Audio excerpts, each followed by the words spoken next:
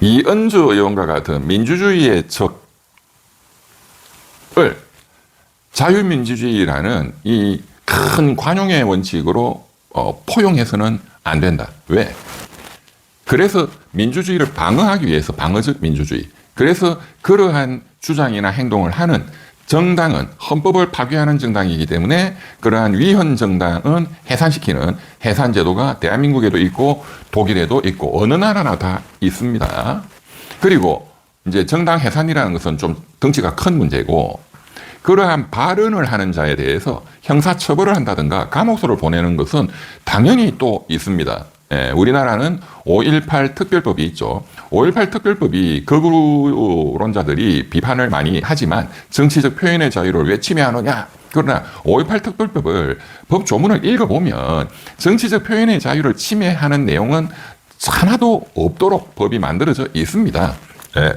5.18 광주민주화운동과 그 학살의 사실관계를 허위사실로 만들어서 유포하는 자에 대해서 일정한 형사처벌을 한다는 겁니다. 허위사실. 네. 표현의 자유의 문제가 아닙니다. 독일 같은 경우에도 당연히 있죠. 나치의 유대인 학살, 나치의 전쟁, 이런 것을 옹호하는 어떠한 정치적 표현의 자유도 용서하지 않습니다. 독일은. 네. 왜? 그것을 용서하기 시작하면 끝없이 표현의 자유를 라는 이름으로 허용하기 시작하면 히틀러가 등장하기 때문입니다. 나치가 등장하기 때문입니다. 그래서 그 선을 그어줘야 된다. 그 선을. 이 울타리를 그어줘야 된다 이거지.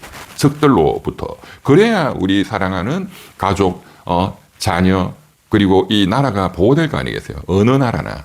예. 어느 나라나 자기 나라를 침략하는 적들까지 그냥 다 들어오세요 하는 나라가 어디에 있냔 말이에요. 그런데 내부에서 일어나는 그 나치 그리고 스탈린 같은 절대 독재, 우리나라 같으면 친일 극우 세력들 이런 건 용서해서는 안 된다 이거예요.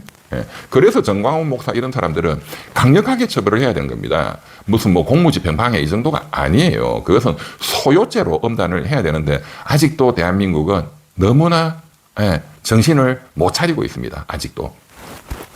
그런 관점에서 이 민주주의의 적을 옹호하는 가장 대표적인 이론가가 독일의 나치 히틀러를 이론적으로 찬양했던 그 유명한 칼 슈미트입니다. 칼 슈미트는 독일 뭐 칼이라든가 주방용구라든가 여러 가지 이런 유명한 회사가 있죠. 그 칼 슈미트 말고 독일의 굉장히 유명한 헌법학자이고 정치학자이고 뭐 정치 철학자이기도 하죠. 네. 헌법을 공부하면 헌법 교과서에 칼 슈미트의 결단주의라고 하는 것이 나옵니다. 제가 대학 다닐 때 그 사법고시 공부할 때 이 칼 슈미트의 결단주의 시대는 지나갔고 이거는 독재를 옹호하는 헌법 이론이기 때문에 전두환 시절에 대한민국의 헌법교과서, 박정희 대통령의 유신 독재 시절의 대한민국의 헌법교과서는 뭐 서울대학교 김철수 교수, 권영선 교수부터 모든 헌법교과서는 독재자를 찬양하는 유신 독재자, 전두환 독재자를 찬양하는 칼 슈미트의 결단주의로 도배가 돼 있었습니다. 그런데 87년 6월 항쟁을 거치고 민주화가 된 이후부터는 당연히 독일은 그런 이론이 극복된 지가 오래됐죠. 독일의 루돌프 슈멘트의 통합주의 이론이 이제 대세를 이루게 되었죠. 통합주의라는 것은 국민들 전체의 추상적 국민이지만 국민 중에는 극우도 있습니다. 그렇지만 사람은 바뀔 수 있으니까. 그래서 추상적 국민 전체의 그런 여론이 모인 통합적 의사, 국민들의 의사, 민심. 쉽게 말하면 민심이 천심이다. 그가 똑같은 말이에요. 그럼 국민들의 통합적 의사가 그 나라의 근본적인 결단을 한다. 헌법을 제정하는. 이제 헌법이라는 게 그 나라의 가장 근본적인 약속이잖아요. 그것을 만드는 헌법 제정 권력이다. 그리고 헌법을 수호하는 최종적인 힘이다. 그것은 국민 전체의 통합적 의사이다. 국민이 천심이다 이거죠. 그런데 결단주의는 뭐냐? 아니야. 국민은 어리석고 무지몽매한 개, 돼지에 불과해. 일본 군국주의하고 똑같은 거죠. 예. 위대한 지도자 한 명이 히틀러, 스탈린, 모택동, 김일성이 뭐 이런 거예요. 히틀러, 위대한 지도자가 나타났다. 이 지도자가 미래를 본다. 이 지도자가 하나님하고 똑같다. 그러니 무지몽매한 자들이 뭘 발언을 하지 마라 이거야. 표현의 자유 인정 안 한다. 그냥 따르기만 하면 돼. 지도자는 오류가 없다. 지도자의 무오류성. 당은 오류가 없다. 공산당의 무오류성 이런 거죠. 김일성 무오류성, 스탈린 무오류성, 모택동 무오류성 다 똑같은 거예요. 그 사상적 이론적 출발이 칼 슈미트에서 출발합니다.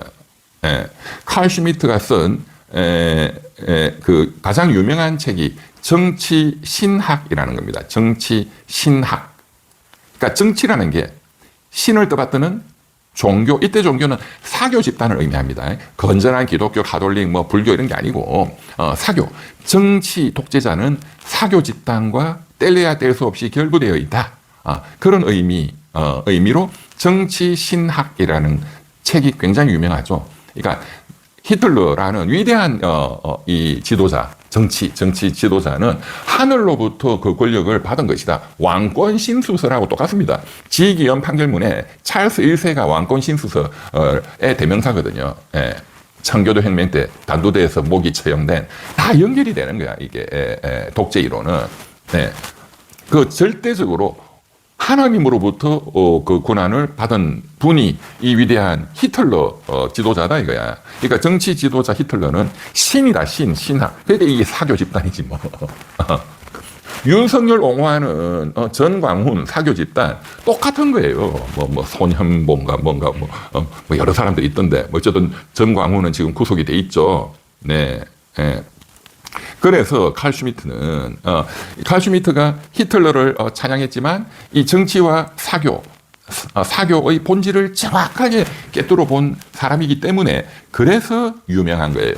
지금도 전 세계 독재자들이 시진핑 같은 경우도 시진핑 지금 3기 집권 아니에요? 5년 그리고 지금 14년째 하고 있죠. 또 20년째 또 할 겁니다. 5년씩 시진핑 10년 차 이럴 때에 15년을 하기 위해서 중국 공산당의 의용학자들이 내세운 가장 중요한 이론가가 칼 슈미트였습니다.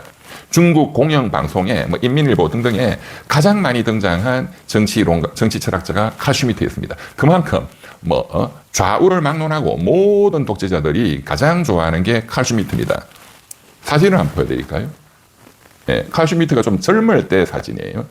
얼굴도 잘생기고 보면 좀 착하게 생겼어요, 되게. 그러니까 칼 슈미트는 이런 이론을 제시해서 히틀러와 나치에게 어마어마한 이론적 무기를 제공을 했지만 사실은 히틀러한테 크게 높은 자리 같은 거 부여받지도 못했습니다. 이용만 당하고. 그래서 전범 재판에서 또 크게 처벌받지는 않았습니다. 네. 이 칼 슈미트가 한 가장 유명한 말이 뭐냐면은 윤석열이의 비상계엄 내란에 딱 적용하면 딱 맞습니다. 그러니까 위대한 지도자가 근본적인 문제를 결단한다. 국민들 여론 그따위 거 다 개돼지들이다. 아무 생각이 없는 위대한 히틀러가 결정한다. 이제 그것을 예외 상황이라고 했습니다. 그 당시 이제 독일은 치솟는 하이퍼 인플레이션 그리고 민중들의 굶주림과 고통 이제 정말로 혼돈이었죠. 1차 대전 이후에 베르사유 조약에 따른 어마어마한 전쟁 배상금 등등등등을 때문에 그런 혼돈 상황, 그런 비상한 국가적 위기 그것을 예외 상황이라고 했죠. 예외 상황에서 근본적인 국가의 결단을 하는 것은 결단주의죠. 그래서 결단을 하는 것은 위대한 지도자가 한 명이 한다는 거야, 한 명이. 아무것도 모르는 무슨 무식한 대중들, 인민 대중들이 그건 개돼지지. 그냥 지시하면 따라오면 되는 거지. 지시를 똑바르게, 올바른 노선으로, 하느님의 그런 능력으로 하면 되잖아. 민주주의고 그런 게 뭐가 필요 있어. 이 국가적인 혼란에 무슨 민주주의야? 바이마르 공화국 시대에 민주주의 했더니 개판됐잖아. 그래서 히틀러가 정리했잖아. 이런 논리죠. 예외 상황에서 근본적 결단을 하는 그것은 위대한 히틀러다. 이게 결단주의 헌법관이라고 하는 겁니다. 그러니까 너무 멋있잖아. 그러니까 종교 단체들도 여기 그냥 막 붙어가지고 막 찬양하고 반대파들을 그냥 죽이고 모든 나라가 공통적으로 그런 짓들이 벌어졌죠. 모택동이는 홍위병을 동원해서 또 그런 짓을 했습니다. 뭐 북한 스타일이 말할 것도 없고. 네. 네. 이 칼 슈미트의 독재 이론은 일본 군국주의자들, 제가 어제 정치경제학 강의에서 말씀드렸지만 일본의 근대화 사상가이고 일본의 계몽 사상가이고 일본 게이오 대학을 만든 교육자고 일본 1만 N권 집회의 그 초상화가 그려져 있는 그 유명한 후쿠자마 유기치와 비슷한 자입니다. 그러나 뭐 후쿠자마 유기치가 일본에서 점하는 그 압도적인 지위에 비하면 칼 슈미트가 독일에서 점하는 지위는 뭐 보잘것없는 하찮은 것이지만 그 논리는 일맥상통한다. 독재의 논리. 독재의 논리. 그래서 조선은 개돼지고 우리가 그냥 다 침략하고 통치해도 된다. 왜? 하나님으로부터 신탁받은 그런 계시를 받은 왕권 신수설이기 때문에 다 똑같은 거예요. 윤석열이도.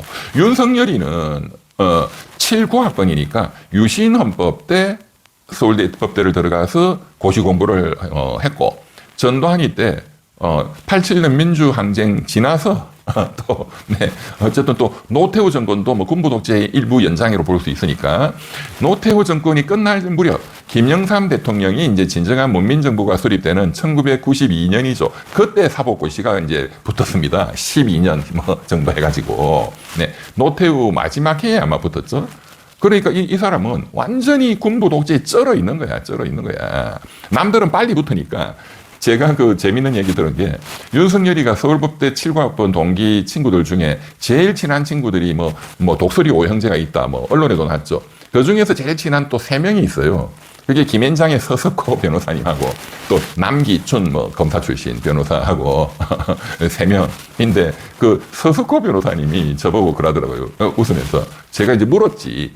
아니 윤석열이는 완전히 그 당시 헌법 책이 전부 칼 슈미트의 독재 옹호 결단주의니까 분명히 이 사람은 내 결단이 모든 걸 결정한다. 뭐 여론 같은 거 필요 없어. 뭐 그런 게 이 결단주의에 세뇌된 거 아니냐. 그래서 제가 서석호 그 선배님한테 제 6년 선배인데 그 당시에는 다 그랬습니까? 사상이 했더니 아이 뭘 그래. 남들은 금방 붙고 고시 공부 이제 그만두니까 결단주의라는 그거를 읽어볼 시간이 뭐 2, 3년이다 이거야. 그러니까 다 잊어버리는데 윤석열이는 12년을 했기 때문에 세뇌가 된 것 같다. 근데 제일 친한 친구인지 진짜 내 의심스러웠어서 그 변호사님 거의 먹이는 거 아니에요? 네, 농담 반 진담 반. 맞는 것 같아요. 12년을 그거를 계속 읽으면 세뇌가 되겠지. 네, 그 사상에서 빠져나오지를 못하는 거죠.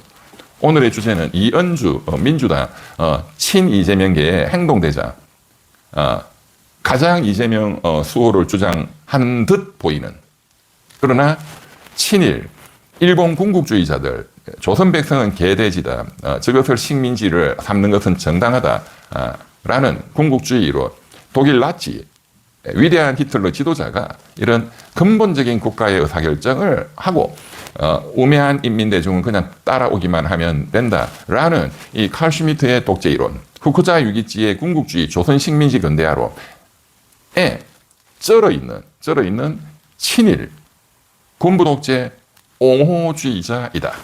이 이현주 의원의 이 용서할 수 없는 수많은 발언들에 대해서 이현주 씨는 공식적으로 사죄하고 국회의원을 그만둬야 됩니다.